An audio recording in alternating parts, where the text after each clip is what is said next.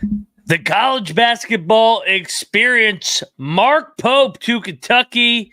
What's next for BYU and more transfer portal madness on the Sports Gambling Podcast is brought to you by Underdog Fantasy. Play their fantasy pick'em for a chance to win 100 times in NBA, MLB, MMA, NHL, golf, and more. Sign up today using that promo code TCESGPN to get 100% deposit match today. Plus, it's NFL draft season, so get on over there and check out the old-fashioned football because they're giving away an autographed NFL merch. Head over to sportsgamblingpodcast.com/off contest. That is OFF contest to enter today.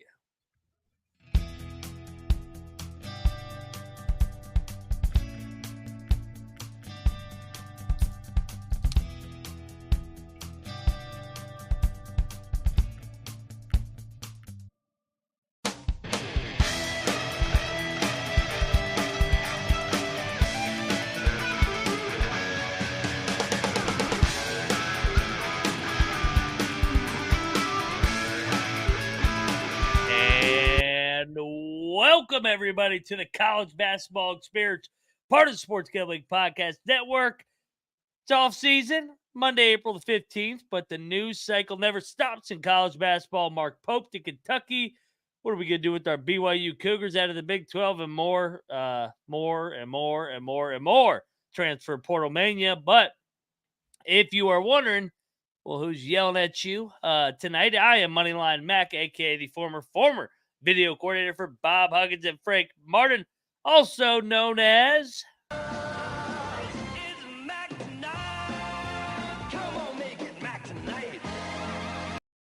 Welcome to another edition of Mac Tonight over at the College Basketball Experience. Appreciate you guys rocking with us tonight on this Monday evening. Shout out to Cannabis Capper. Shout out to Isaac, Mike in the chat. Real quick, before I forget, because I am like Colby in that way, where I will forget if I do not say it at the beginning of the episode. Shoot some questions in the chat. We will do a segment at the end of the show where where I'll answer some of your guys' questions, make it a little more proactive, just so I'm not talking as much. So shoot your messages in the chat. Also, make sure you subscribe, like the College Basketball Experience and all the other channels. But let's get into the main topic and it kind of dominated the headlines in college basketball for the weekend. Mark Pope returns, not to BYU. That is a typo. BYU fans wish he was coming back to BYU. Mark Pope takes a Kentucky job, comes back home. I think people didn't realize what level of excitement and buzz this would create in Lexington. Mark Pope, obviously a member of the 1996 Kentucky Wildcats, played in the NBA for what, 6-7 years. Yeah, he was drafted by the Indiana Pacers. But I mean, he made his name at Kentucky, and arguably he was a part of the greatest college basketball team of the modern day in the 1996 Wildcats. I know we get sucked into what's recent, and UConn was great. UConn's run in March this year, last year was phenomenal, but this year they lost 3 Big East games. Last year they lost 6 or 5, 6, 7. I can't remember how many they lost. Kentucky ran the table in the SEC and then ran the table in the NCAA tournament, blew everybody out that was in their way the whole time. So Kentucky, arguably, maybe the greatest college basketball team of their modern era.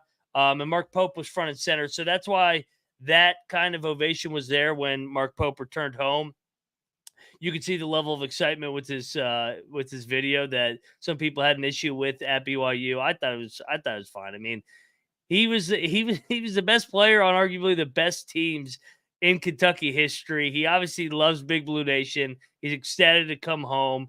He's going to do a great job there. He arguably at BYU last year, he did as good a coaching job as any coach in the country, in my opinion. Him and Otzelberger won 2 based off of what their roster had. But for him to come into the Big 12, which is the best league in America, and finish 5th is a hell of a job in year number 1. 23-11, 10-8, and they did it by being unique. Space and pace is what they say. They shot a lot of threes. They did it with vets. They played through the point forward with Khalifa, Tiara as well. I know that it ended disappointing losing to Duquesne the way they did in the first round, but it doesn't take away from the absolute perfect A+ year that BYU had in their inaugural year in the Big 12. They were really good also in the WCC as well. He finished runner up to Gonzaga in a lot of those years, including the year where Gonzaga basically ran the table. So he finishes his time in BYU 110-52, 49-23 in league play, and did a great job. And he was good at Utah Valley. He turned that program around, then gave it to Mark Madsen. We've seen that become a staple. So yeah, I'm looking forward to how he does at Kentucky. And you know me, I hate Kentucky, but I kind of want to root for Kentucky now because I want Mark Pope to succeed at his alma mater. Isaac Mike in the chat, 96 team, 2012, both of those teams were really fucking good. 2015 obviously was really good as well. They didn't get the job done. Isaac Mike as well. If they get the NIL package for Reed Sheppard, I think he'll have a 25 to 40% chance. I think Reed Sheppard's probably going to the NBA. But I do know that Mark Pope and Sheppard's old man were roommates. So if there is anybody to lure him back in, it would be Mark Pope. But it's hard to argue. I mean, he's probably going to be a lottery pick. I know he didn't start, and that was a big controversy this year. I think he should go to the NBA. So, maybe he doesn't want to play for one of his old man's good friends. So, but I mean, like I said, if anybody's going to lure him back, it would be Mark Pope.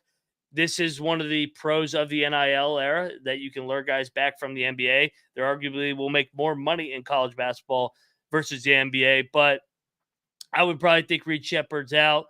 Shout out to Kentucky, Big Blue Nation, for showing up the way they did. 20,000 strong, more outside the arena to greet one of their own. The bus, the 96 team, A+ for logistics. Well done, Kentucky, overall. So, Mark Pope, that's the other side of it.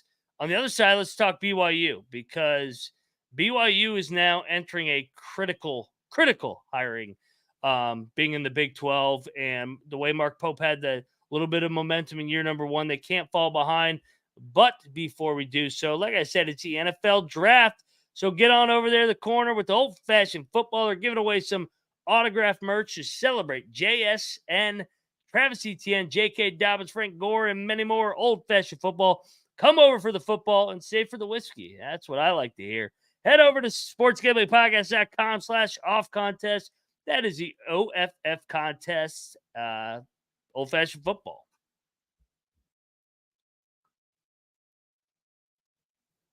Shout out to everybody rocking with us tonight, and shout out to the old-fashioned football.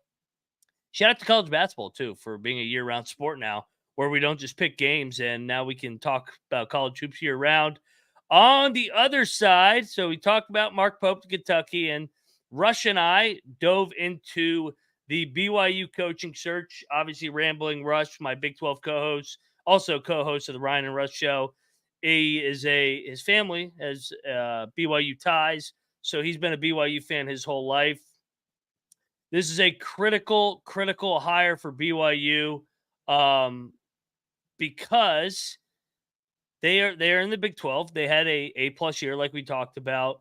They need to continue the momentum of what they were establishing year number one of the league. They can't just hire somebody it's going to be a safe hire, because next thing you know, you're going to be finishing between 13 and 16 in the Big 12 year after year after year. And that's not going to get it done in the Big 12, and not going to get you to the NCAA tournament. So a couple names being thrown around. I know Matt Norlander and KSL, that covers BYU as well. Those guys are all covering this as well, so go check out their good work. Chris Burgess from the University of Utah. He was an assistant at BYU during this time as well. He was with Pope at BYU and Utah Valley, so he has some familiarity. He is a Utah alum. Utah and BYU fucking hate each other. There's no secret about that. So we'll be interested to see what they do with there. I would imagine Burgess will get an interview because of his ties to Utah. to BYU, even though he's at Utah. Barret Peery, also from UNLV. He was a Southern Utah guy, played at the University of Southern Utah. He was a head coach at Portland State. He also was associate head coach for the one really good year of Mark Adams. Did a great job there. Spent the last year for Kevin Kruger at UNLV. So maybe he gets a crack at it. He does have head coaching experience at Portland State. He does have Big 12 experience as well, being at Texas Tech. Also, other guys, they've rumored out the NBA. I've been very on the record. I hate NBA hires. I think it's two different games. So I would try to stay away from that as much as possible. But Kevin Young from the Phoenix Suns has been rumored. The other one, there was another NBA guy that was rumored, Quincy Lewis as well. So we'll see if they do go the NBA route. I hope that they don't do that because rarely the NBA route does work out. Casey Beard from Houston. He's been with Kelvin Sampson and he's a former Utah Jazz video coordinator. So we'll see if they go that route, the younger route. But in my opinion, it probably will be one of the first two names, Burgess and Barret Peery. So the UNLV assistant or the Burgess from Utah. But I can't state this enough how important of a hire this is for Brigham Young, that they were able to establish a culture here in year number 1 in the Big 12. A lot of us, including myself, thought that they were going to come in the league and take it on the chin. They exceeded expectations, but if they get this hire wrong, then it's going to be 3, 4, 5 years of them finishing the bottom 4, even bottom 3 or 2 if they don't get this hire right. So we'll keep you up to date on the BYU side of things. Guys are hitting the portal for them, unfortunately. I mean, it is what it is.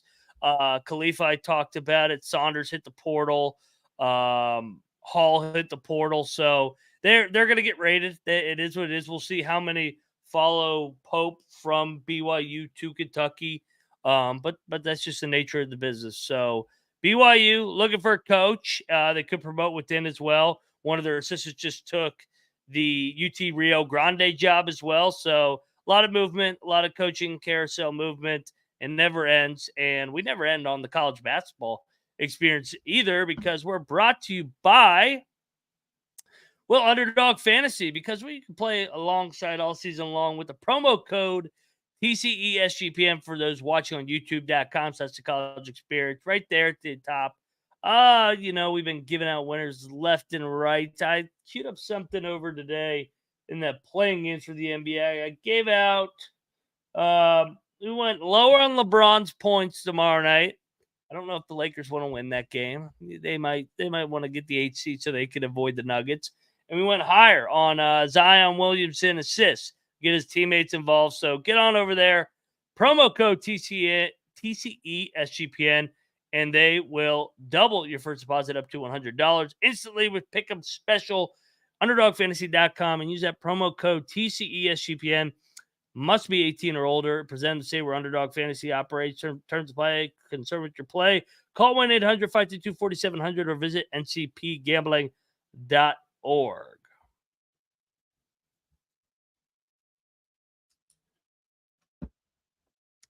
All righty, we are back on the College Basketball Experience. Reminder, fire your questions in the chat for the end of the show, and we'll do a little back and forth, one-on-one in the paint.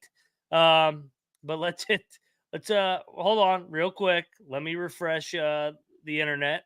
Make sure that I'm not missing the latest guy that hit the portal between now and the 14 minutes that I started this episode. I don't see anybody right now, but if anybody hits the portal, let me know, and I'll get it updated in my database that I got right here. All right, ready. This is going to be a good one here because we're recapping the extended weekend. Last time we talked was Wednesday or Thursday. So we're recapping the whole weekend and Monday with the portal. So here we go. Myles Rice went from Wazoo to Indiana. He was a 6'3" freshman guard. Really good. Helped contribute to the NCAA tournament. 15 points, 4 assists, 3 rebounds. A good get for Mike Woodson. They needed some perimeter scoring. They get it with Myles Rice. There is rumors that Ballo could be on the way and others.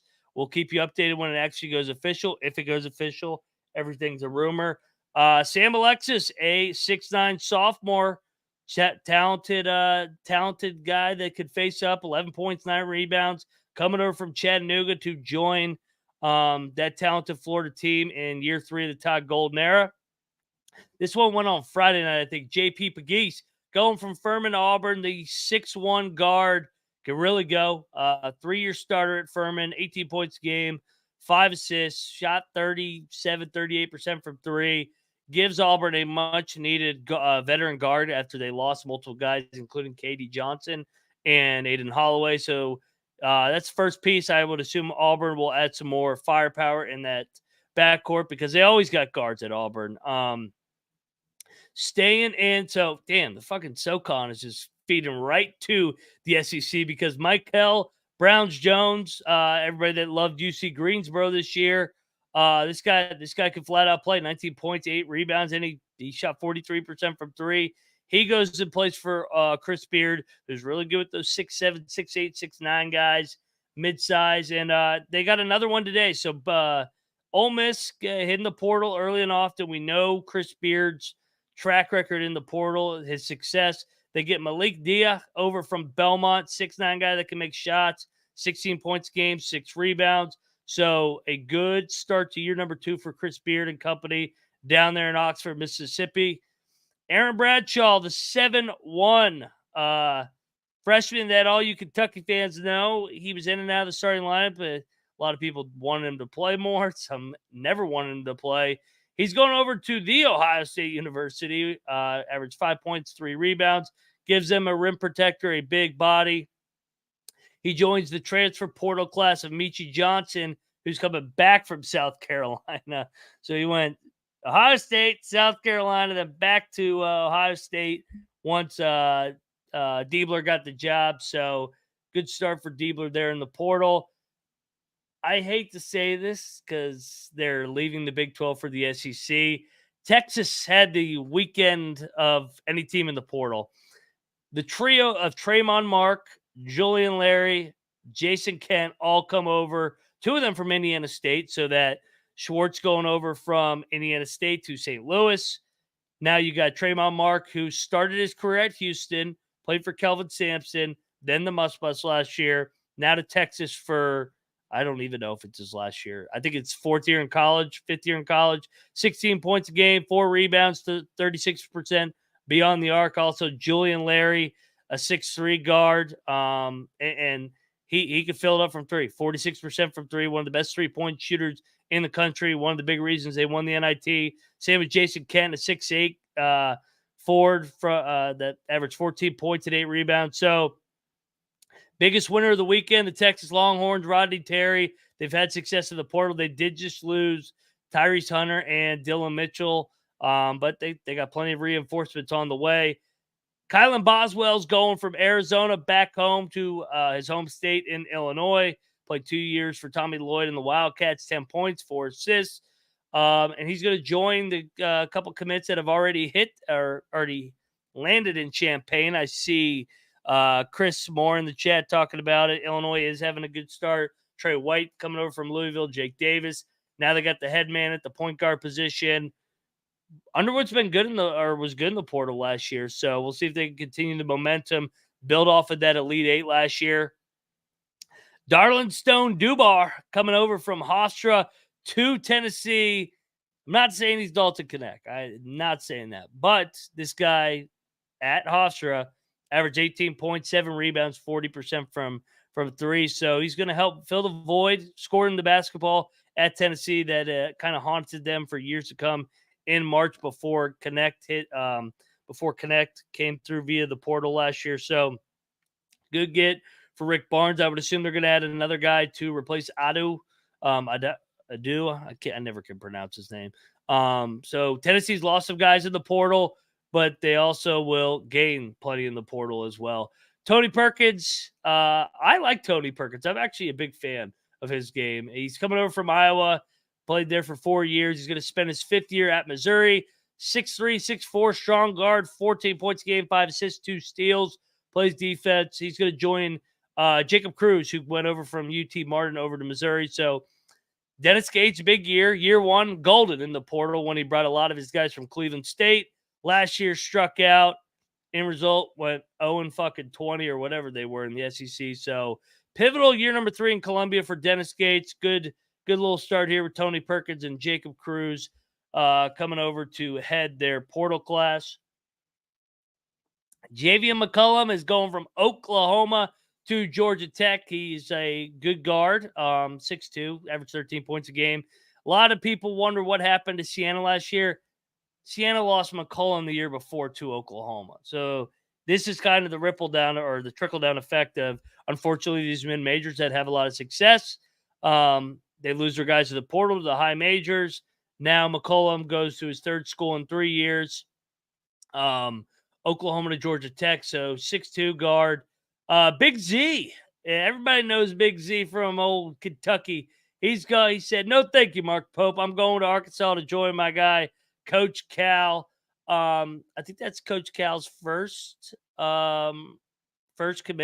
So 7'2", freshman, or he's going to be a sophomore. Obviously very talented, very entertaining. Looking forward to seeing what Big Z does. And Pig Suey. I can't talk right now. Too many portal guys. Travis in the chat asks, where am I getting this information? A combination of everywhere. On3 does a good job. 24/7 does a good job. But a lot of it just track it on Twitter as well. So it's on my Word document that I have handy right here on the other side of my screen. So it's a combination of everything. But go follow On3 and go follow 24/7. They do a good job of trying to follow this as much as possible. It's virtually impossible, especially with what's going to start with football tomorrow as well, which I'm sure Colby's going to be diving into. Youngblood is going over, Chris Youngblood. So he starts 3-year starter at Kennesaw, goes over to USF, helps Abdur Rahim win the league in year number 1. Now he's going to Alabama. I don't know if Sears is coming back. Strada's out. So NATO's been really good with guards. Youngblood's headed over to the Tide, 15 points a game, 42% from 3. Talented guy, old guy. It's going to fit right in at Alabama for NATO. It's a good fit. He joins Houston Mallett, who's also coming over from Pepperdine, which I think broke while they were in their Final Four run. Jordan Sears going over from UT Martin to LSU. Jordan Sears, big reason why UT Martin was able, him and Cruz were able, why UT Martin was able to have such a special year. Their coach gets another job. They're in the portal. 22 points a game, 43% from 3, 5 assists. He joins Cam Carter coming over from K-State. So there's a backcourt there for Matt McMahon at LSU. So something to monitor there. It's a big year for Matt McMahon, too. He hasn't made the NCAA tournament year. Number 3, Will Wade had it going there. Who knows? Will Wade might be looking for a new job if McNeese gets it rolling again there. So we'll keep an eye on that one. Good start, though, for McMahon. In a year, he's got to win just like Dennis Gates. Tyler Perkins going over from Penn to Villanova. So he's going over, going Philly crosstown, 6'4", freshman guard last year, 14 points a game, 35% from 3. Helped the old Quakers beat the Villanova Wildcats in that rivalry. So he's got to help out the big brother here so that Villanova never loses to Penn or the other Philly 5 teams. Philly 6 teams. Frankie Collins going over from Arizona State to TCU, technically in Big 12 transfer now that Arizona State is coming into the Big 12. 6'2" guard. I think this is his third school. I'm drawing a blank on where he started a couple years ago. But anyway, multiple year starter at Arizona State, 14 points a game, 3 assists. He joined CJ Walker from UCF, so another Big 12 transfer here to be the new wave of what will be Jamie Dixon's portal class. Dixon's been good with the portal. We'll see if he can have success again here with a couple other guys and Collins and Walker. Jari Davis going over from Delaware to Syracuse. Davis averages, he was a very productive player at Delaware, may I add. 6'7" guy, 17 and 8 points a game. He joins our guy, Eddie Lampkin, who is on his third school, TCU, Colorado, now Syracuse to finish out his college career. So Syracuse there, trying to get things going and get back to the dance for the first time post Jim Boeheim era. Connor Hickman, the sharpshooter from Bradley, 3-year starter, coming over to the Cincinnati Bearcats. Bearcats are going to need some much needed shooting. After last year, they were more of a defensive team, so they a perimeter guy that's going to help them out. BJ Omit over from North Dakota to Mark Madsen and the Cal Golden Bears, 17 points, 4 rebounds. Productive guy there for a good North Dakota team. Jabari Abdur-Rahim is the third Providence guy to commit. He's over from Georgia. He is a 6'8 guy, 12 points a game. He's going to join the big fella from St. Joe's, Christ Sanduku, and Bensley Joseph from Miami, the guard. Where are we at? We're at Memphis now. Memphis is going to get Colby Rogers from Wichita State, 16 points, shot 40% from 3. We talked about Haggerty last time we covered the portal coming over from Tulsa. And then Dane Dodgy from Illinois. I think he committed to Memphis like in the second half of when they were getting their ass beat by UConn. That's how quick that thing went down. Benny Williams going over from Syracuse to UCF, 6'9 guy. It never really seemed to work out there at Syracuse. So 5 points, 4 rebounds, playing 18 games. JJ Traynor going from Louisville to DePaul. Fucking DePaul has 5 commits through the portal already. When I was doing my prep work before the show, I did not realize DePaul's already got 5 guys via the portal. They got Connor Enright, from Drake as well, 43% three-point shooter. Traynor was limited in Louisville, basically just like the whole Kenny Payne era, limited. He played in 8 games, averaged 10 points. They join Troy D'Amico from Southern Illinois, CJ Gunn from Indiana, and David Thomas from Mercer. Who else we got? We got CJ Jones coming over UIC to Kansas State, averaged 11 points, 5 assists. That's going to be their backcourt with Doug McDaniel from Michigan. We talked about McDaniel. I like the fit, another small guard to go play for Jerome Tang. They're going to try and rebuild that backcourt. So hopefully year number 3 better than year number 2 for Tang. We're going to start calling the Akron Zips the West Virginia Zips because Josiah Harris goes over there from West Virginia, Seth Wilson from West Virginia, and James Okonkwo, who was at Carolina last year, but the year before that at West Virginia. So 3 former Mountaineers going to play for the Akron Zips. So I'll be rooting for the Zips this year. All 3 good kids pulling for them in their new stop in Cleveland. Couple under the radar ones that kind of flew under the big names. Justin Taylor going from Syracuse to James Madison. Paul McCaffrey, son of Fran McCaffrey, going over from Iowa to Butler. Basically a career 9-10 point guy, 33% from beyond the arc. Micah Peavy going from TCU to Georgetown. He was a 6'7", 6'8 wing, started at Texas Tech. Now he's going to Georgetown to give Ed Cooley a swingman there in year number 2. Jalen Young from Memphis to Vermont. Limited guy in his time at Memphis, but looking for an expanded role at Vermont.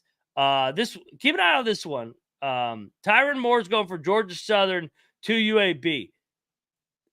Tyron Moore is a 5'10", 5'11 guard who averaged 17 points and 40% from 3. They almost beat App State. He went bonkers. That could be the next guy that Andy Kennedy gets, and he just goes crazy. So look for him to have a big step going to play for Andy Kennedy, who's a guard-friendly coach down there in Birmingham. Zed Key from Ohio State to Dayton. He's been there 4 years. That one kind of flew under the radar, and that's all I got. That's it. That's all.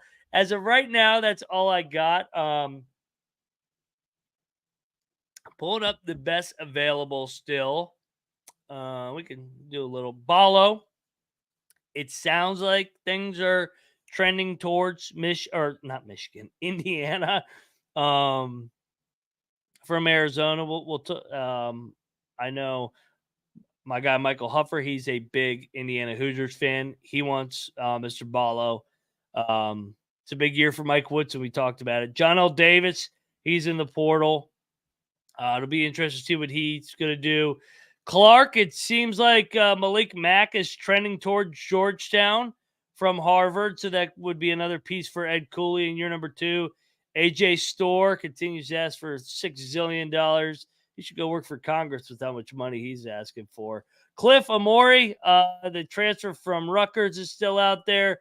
Jonas Adu from Tennessee. That one kind of surprised me when he hit the portal over the weekend. Another one that seems like it's trending that way from Stanford to Indiana is Cannon Carlisle. So, I mean, Mike Woodson early and often in this portal. Grant Osabar, our guy from Utah State, who was great last year. I think he'll probably end up at Washington, kind of like a Villa. I think he's going to end up at St. Louis. I think Vlad Golden's going to end up at Michigan. Mark Mitchell, we'll be interested to see where he goes. I think he has visits with K-State and Missouri. I saw a tweet today that Brandon Garrison was most likely going to go to Oklahoma, and I almost threw up. So we'll interested to see what happens there. But yeah, I mean, we're here every step of the portal. Those are just some of the big name guys. Just trying to make sure I didn't miss any. I did see, who did I just saw? I just saw somebody hit the portal like an hour ago.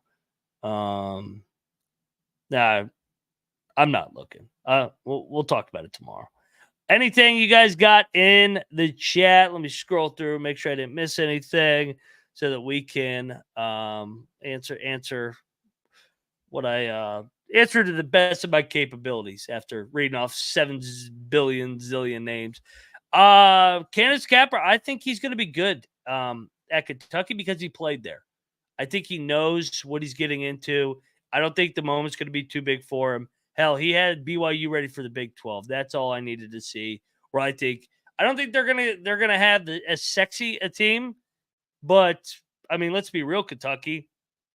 You haven't been to the Final Four in over a decade. You haven't been past first weekend since basically the modern day college basketball changed with the portal and NIL. I think it's going to be more of what they used to be under Rick Pitino, under Tubby. And they won a lot of damn games that way. So you don't need 5 first-round picks to win in college basketball. I think they'll get old. They'll play team basketball. They'll be a reflection of him and his team. So I'm looking forward to it, man. I'm looking forward to seeing Mark Pope back on the sidelines in Kentucky. Is this the least sexy hire? So Cal was obviously sexy. Gillespie was sexy at the time. Tubby wasn't that sexy. I mean, since Tubby, because Pitino obviously was sexy. Tubby was not because he was at Georgia before that. He was an assistant, but shit, Tubby won a national championship. I know it was with Rick's players, but Tubby had as much success as John Calipari in Lexington. So I think less sexy hires is better. So I'm looking forward to it. Cannabis Capper, I do think our guy, Avila, is most likely going to be a Billiken with his head coach. Chris Moore asked a good question. I have not heard much on John L. Davis. I want to say it was Louisville and Michigan was the last I heard. I have not heard much on his visits. I know he will not be going back to FAU. I can tell you that. Just researching and see if there's anything new on him. I know he was rumored at Houston as well, but I think he's going to end up at Michigan. I think he's going to end up playing for Dusty May again. So, especially because it really seems like Vlad Golden's trending that way. So, all right, guys, that does it. Another edition of Mac Tonight. Make sure you're subscribed to the College Basketball Experience. Subscribe to all the channels, the Big 12 Experience, the College Football Experience with Colby, NC Nick, Patty C, and those guys. Go check out the College Baseball Experience. Omaha will be here before we know it. And yeah, I'll be back with you guys tomorrow night, rocking on the College Basketball Experience. Send in your questions early, just so that we could talk about it throughout the episode. I want this to be more with the community throughout the offseason, not just me yelling about how much I hate the ACC and I love the Big 12 and all the other shit. You guys listen to me from November 4th next year. It'll be through the first Monday in April. So that'll do it for another edition of the College Basketball Experience. I am Mac. Moneyline Mac, aka Mac Tonight. You better start thinking about yours. And we are out of here. Cheers.